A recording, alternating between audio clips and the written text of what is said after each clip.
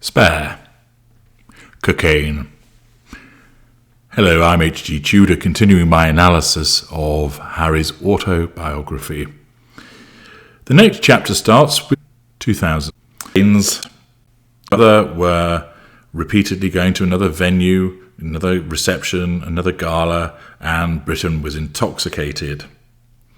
And it's all of the celebrations that Britain were engaging in seemed rather startling to him, but not to his grandmother.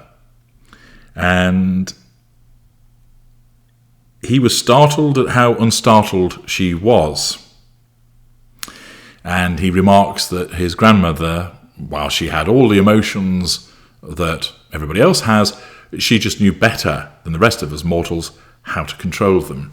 And of course, this is indicative of the normal status that the late Queen Elizabeth had, whereby she had considerable emotional empathy for a circle of individuals around her, and she had both narcissistic and empathic traits. Her status was that of a normal. She didn't have a need to control people. She could be manipulative if necessary, but it wasn't something that would naturally occur to her in the way that it would for a narcissist.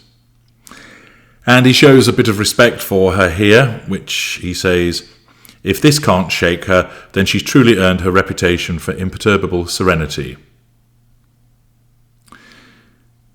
Well, bit of praise, which is interesting given the extent to which he shat on her repeatedly as a consequence of the behaviour of him and his wife. And he explained that he was a nervous wreck, and there were a number of reasons for it in the build-up to the Jubilee, but one of them is that he had been summoned to a courtier's office, and without much build-up, he basically said, "Harry, are you doing cocaine?" And then he said, "What? Am I? How could? No." And then the courtier had asked, "Well, is there a photograph out there of you doing it?" And he said, "No, there isn't." And he was told that apparently a newspaper editor had said that they got a photograph of him snorting a line. He maintained that that was a lie. The courtier explained that, irrespective of that, the editor was willing to sit down with him and explain what you're doing is very damaging, wants to give you some life advice on condition of locking the photo away.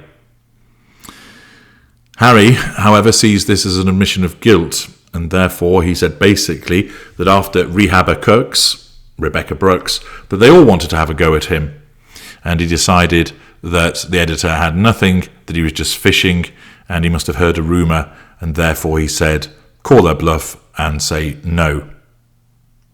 Now, what's interesting here is he tells the courtier, no, I've not been doing this, and no, they haven't got any information on me.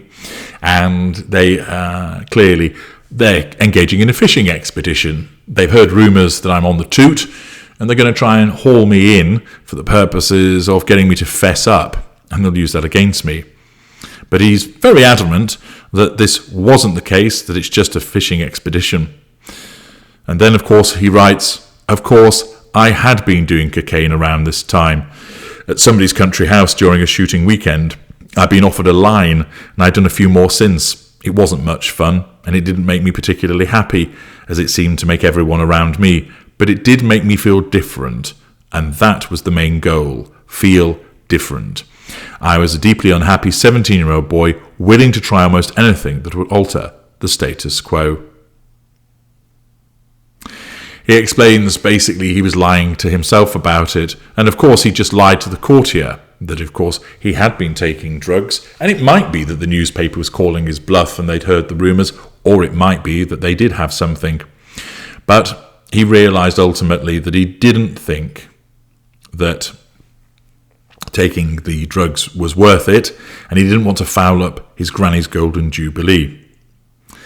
And apparently, after he called the journalist bluff, it went silent, and therefore he just basically said he slithered off, or then writes, or not quite, he slithered into Clarence house and became very good friends with Camilla and Pa. Again, another jibe at them.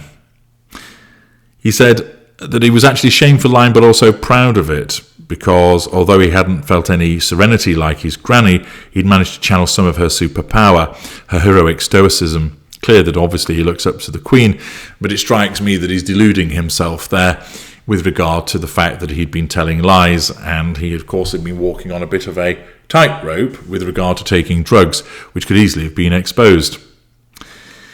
Of course, he admits to it, and he admits to being a liar. Now, it might just be that it was him doing that, of course, to preserve his situation. Many people in a similar situation would have done the same.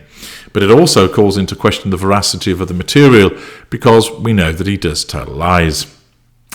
He then moves on, and he talks about the fact of the Jubilee, and there's a description of it all with a bit of history thrown into it also. And he talks about the concert that takes place at Buckingham Palace, and he said that he could see her enjoying herself and he wanted to give her a hug. And he then brings up his mother again, explaining there's a famous story about his mum trying to hug Granny, and it's more than a lunge than a hug, and Granny swerved to avoid contact, and the whole thing apparently ended very awkwardly.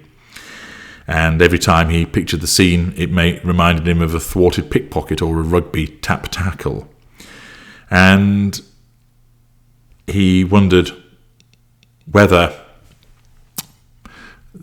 his father had attempted to hug his mother, and he basically says that, and this has been mentioned before, that when he was 5 or 6, his mum, the Queen, went away on a royal tour lasting several months, and when she returned, offered him a firm handshake, which was more than he ever got from Grandpa. And indeed, that apparently Grandpa was so aloof and busy travelling that Charles very rarely saw his father in the first years of his life, which of course gives you some indication as to why Charles became what he became. A lack of control environment because of the genetic predisposition being passed on from his father, alongside, of course, the fact that he had this lack of control environment, that he wasn't provided with the emotional support that a young boy would seek.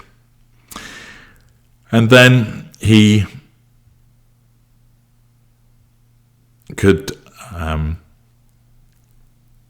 then remarks about how at the concert he starts to find it rather tiring, and then he notices that the Queen has got some earplugs in as she's listening to the music, and said that he was rather delighted that she was keeping time to music she couldn't hear, or that she'd found a way of distancing.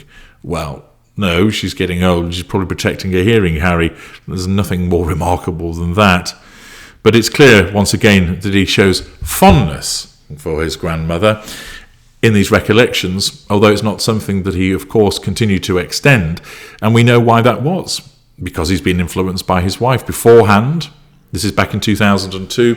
He's got fond memories. He wants to give his granny a hug. He sits there, pleased to see that she's enjoying herself at the Golden Jubilee concert. What changed? What caused him to behave like an utter shit when she was in her dying days, when she was grieving the loss of her husband? We all know. The Harry that existed here was a Harry that showed his emotional empathy, that was kind, that looked up to his grandmother. Remember when he did the Obama mic drop thing with his grandmother, which he thought was really good fun? And it was clear that they had a close bond. But that eroded. Why? Because of the influence of the narcissist, something that typically happens. Coming up next, Harry starts to contemplate his future. Join me there.